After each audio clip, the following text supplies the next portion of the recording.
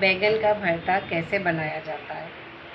आज तक आपने खाया होगा बघारे बैंगन, खट्टे बैंगन, आलू बैंगन, लेकिन बैंगन का भरता आप बनाएं और खाएं, बहुत ही लजीज, मज़ेदार और फ़ायदेमंद होता है। आप कुछ बैंगन लें, 1 पाव या आधा किलो, एक एक करके सारे बैंगन इस तरह चूल्हे पे रखते जाएं। फ्लेम ना बहुत ज़्यादा हाई हो ना लो हो।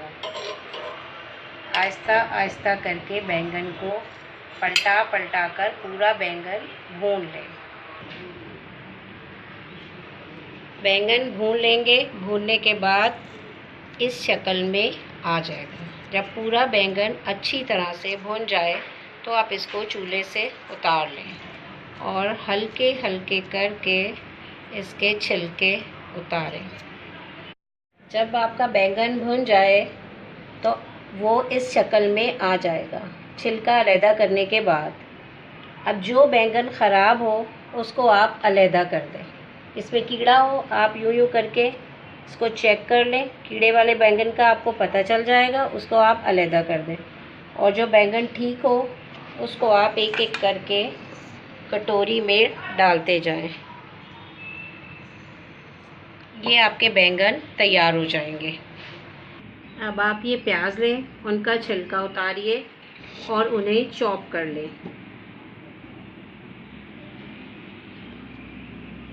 प्याज को हमने इस तरह उसके टुकड़े कर लिए।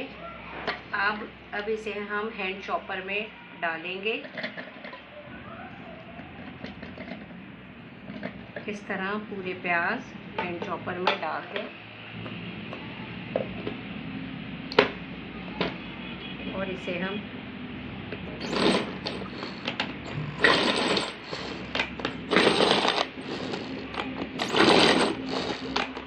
देखते जाइए अंदर प्याज चॉप हो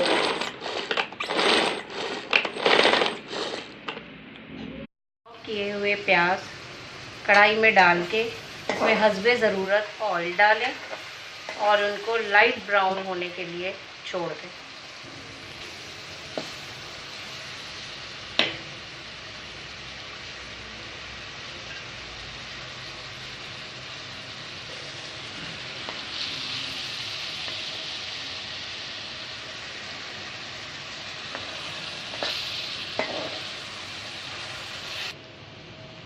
अब देखिए प्याज लाइट ब्राउन हो चुके हैं, बहुत खूबसूरत शक्ल में। अब ये कटी हुई टमाटर और हरी मिर्च, इसको हम इसमें शामिल कर देंगे। नमक मिर्च डालेंगे हस्बे ज़रूरत। मैं इसमें डाल रही हूँ 1 चम्मच।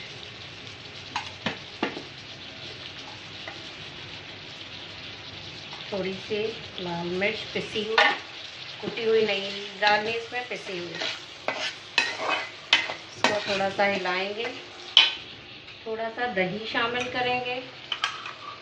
ये हल्की आंच पे छोड़ दें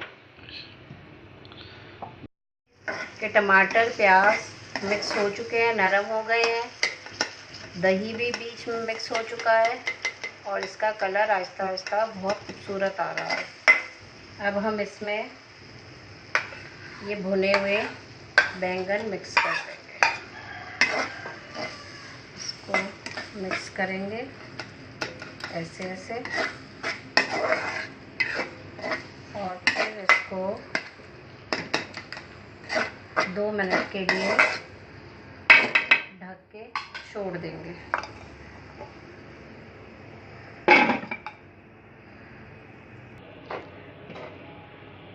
अब ये देखें बैंगन डाल के हमने भून लिया था और मज़ेदार बैंगन का भरता तैयार है। अब हमने इसे डिश आउट कर लिया है। अब आप इसे मज़ेदार पराठों के साथ खाएं, नान के साथ खाएं, आपको बहुत मज़ा आए। तो खाएं और हमें बताएं, फीडबैक दें कि आपको पसंद आया या नहीं। हमारे चैनल को सब्सक्राइब करें और इस वीडियो को शेयर करना मत भूलिएगा। शुक्रिया।